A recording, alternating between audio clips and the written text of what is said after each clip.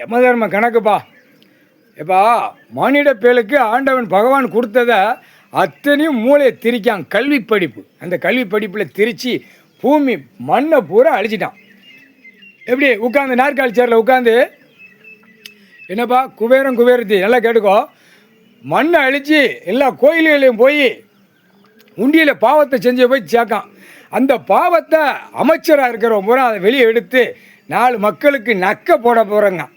4 மக்களுக்கு நக்கி எல்லாமே இடிக்கணுங்க. ஏற்கனவே சாமினே தெரியாத அளவுக்கு அமைச்சர் பூரா உட்கார்ந்தவன். இந்த 5 வருஷம் உள்ளவன் சாமி கடவுள்கிட்ட மோதினவன். இப்போ உள்ளவன் இப்போ மோதிக்கிட்டு இருக்கான், மோத ஆரம்பிச்சிட்டான்.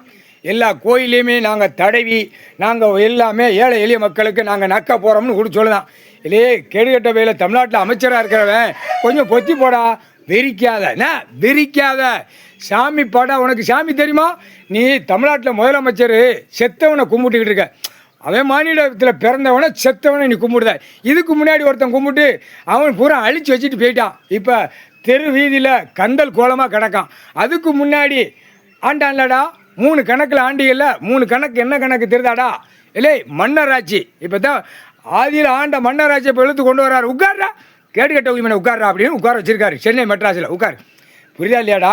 2வது கணக்கில் ஜமீன் கணக்கில் அதான் எடையும் பாடி எடப்பாடி. எப்படி ஜமீன் கணக்கு, இது ஜமீன் கணக்கு, புரியுதாடா?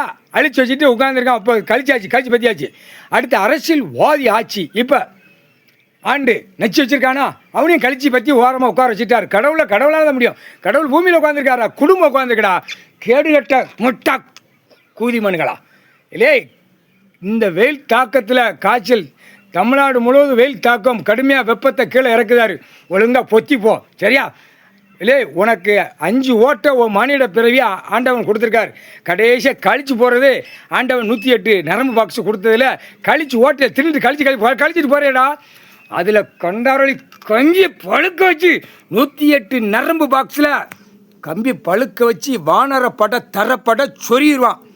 இப்போ ஊடாலப்பட்ட மாநிலத்தில் அது விஷ்ணு கணக்கு. விஷ்ணுலேருந்து அதை கணக்கை முடித்து கடவுள்கிட்ட அவன் ஒப்படைப்பான். தாடி வளர்த்துருப்பான். அடுத்து எல்லாமே தாடி வளர்த்து அவன் எப்போ கடவுள் வாராருன்னு பார்த்துக்கிட்டு இருக்கான். அவன் தாண்டா உண்மையான பக்தன். கேடுகட்ட வேலை பத்தியா இல்லையாடா?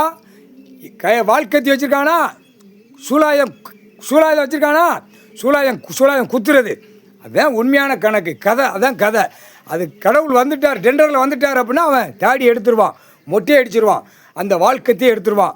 புரியுதா இல்லையாடா? கேடுகட்ட வேலை தமிழ்நாட்டில் மொத்தம் 1ஆம் நம்பர் கேடு. எல்லாரும் தமிழ்நாடு இப்போ அழிய போகுது. மானிட போய் சாவ போகிறான். சிட்டி கிராமத்தில் சாவ போகிறான். சாவு எண்ணிக்கை வரப்போகுது. கடவுளுடைய குடும்பத்தில் நாக்கில் வெளியே வருதுன்னா பயப்படுறா. கேடுகட்ட உயிமனை, கேடுகட்ட கண்டார ஒளிமனை போட்டாச்சுடா கணக்கு முக்கால்.